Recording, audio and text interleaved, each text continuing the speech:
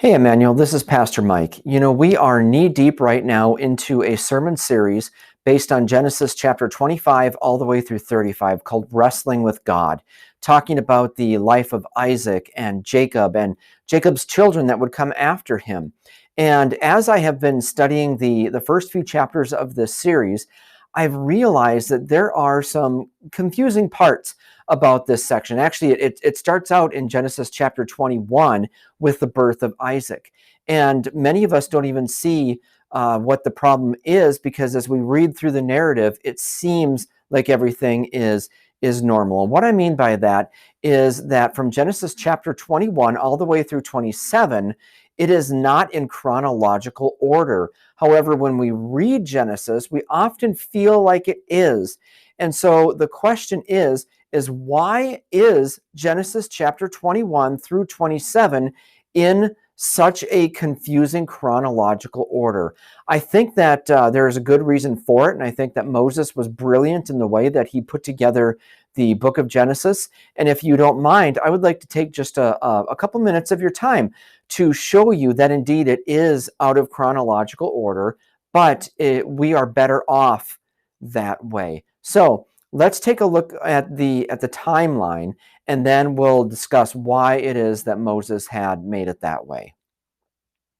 Okay, I am sitting here with a timeline that I have drawn up from the events of Genesis 21 all the way through essentially 27. Although we don't have 27 on here, we could because it goes right into the events of Jacob deceiving his father Isaac. But here we see the birth of Isaac happening in chapter 21. Okay, and at that time, Abraham was about 100 years old.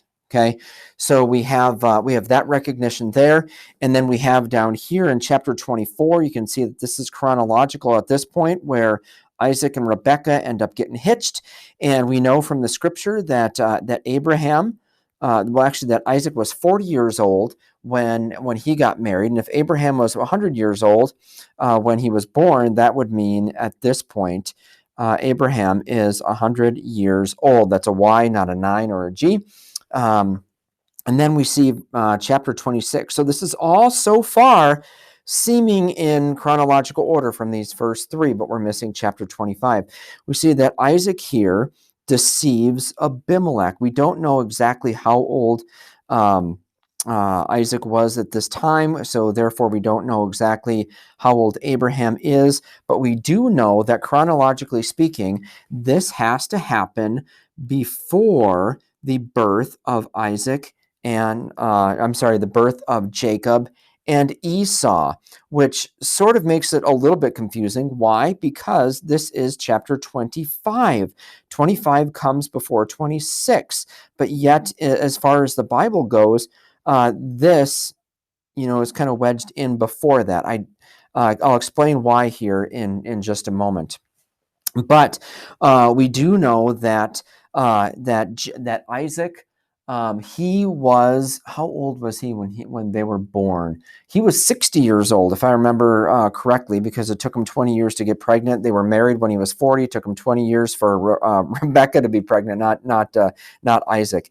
And so if he was 60 years old, then we have to then assume that Abraham was 160 years, which is kind of a cool fact, because many of us don't really think about this, that Abraham was alive to see Esau and Jacob be born.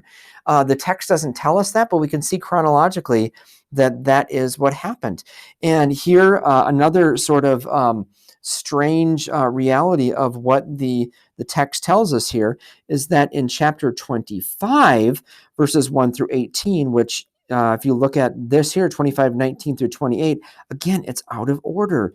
And so what happens here is Abraham's death, and we know from the story in Genesis chapter 25 that Abe was 175 years old when he passed away, and so that's why we can put that that right here rather than over here. I know I'm making a mess, and hopefully it will all make sense here as we go. And so we end up seeing here that Esau sells his birthright in chapter 25, verses 29 through 34. That's the famous story about him selling it for a bowl of soup or a bowl of stew. And at that point, they were probably about, I want to say 40 years old or so. The text doesn't tell us that. Rather, it is Hebrew tradition. So there's some fuzzy area here. I tend to believe that they are probably about 40 years old here, both Esau and Jacob.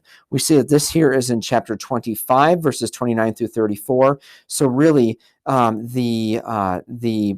Abraham's death, where it's right here, should be where it is, but rather it's inserted over here. And then the Esau selling his birthright, I think, is placed correctly over here. And then after Esau sells his birthright, we kind of see him as a shady character.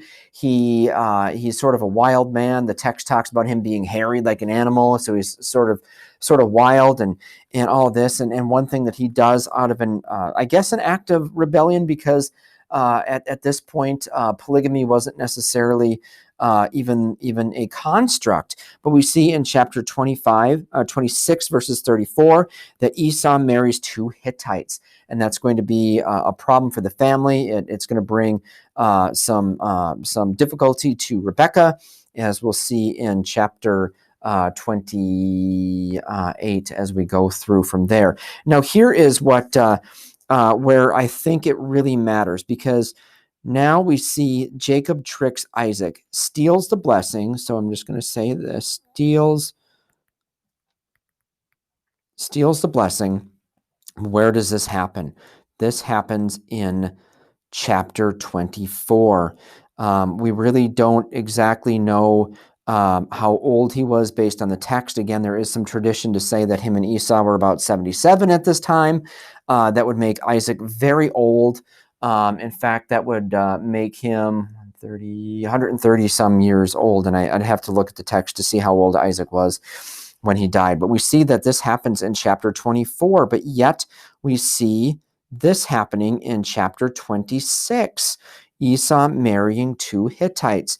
Why in the world does this happen before that in the Bible? Well, I think that there are a lot of good reasons why, and hopefully this is, that is not an eraser. I'll take that off right there. I think the reason why is because Moses is trying to show us something about, I didn't get my right pen there. I got to go back here. Let's take my pencil out here.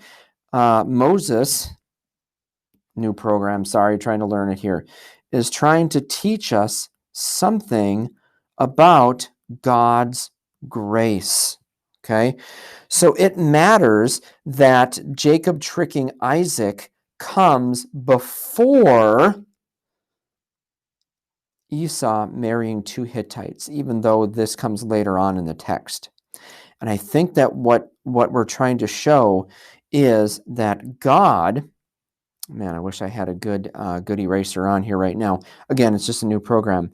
That God changes people.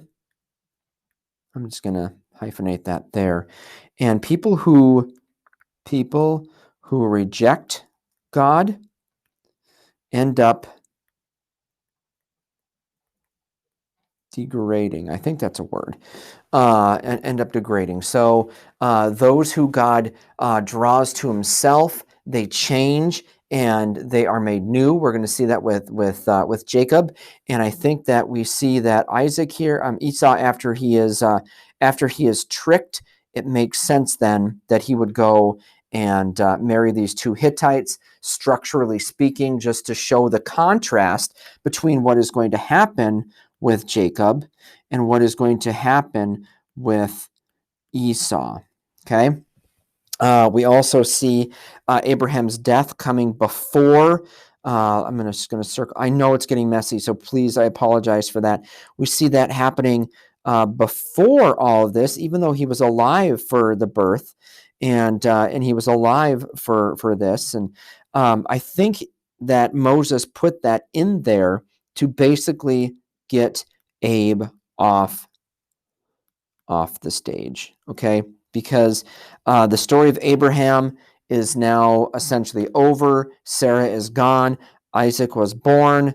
And now the story of the promise to Abraham and the promise to God's people is now transferring to Isaac, and it's going to Jacob.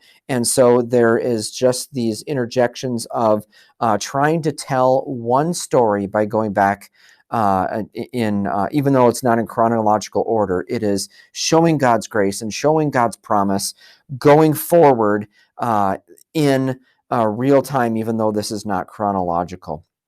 This is probably not the best explanation, but I find it really interesting, and I hope that you do too. And so if you have questions about this, please let me know. I'm excited to move on as we go forward in this sermon series.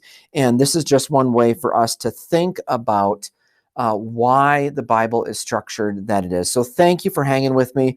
Sorry about the mess all over your computer screen here, but I think this is very good for us to go through. So appreciate you. I love you very much, and we will see you soon.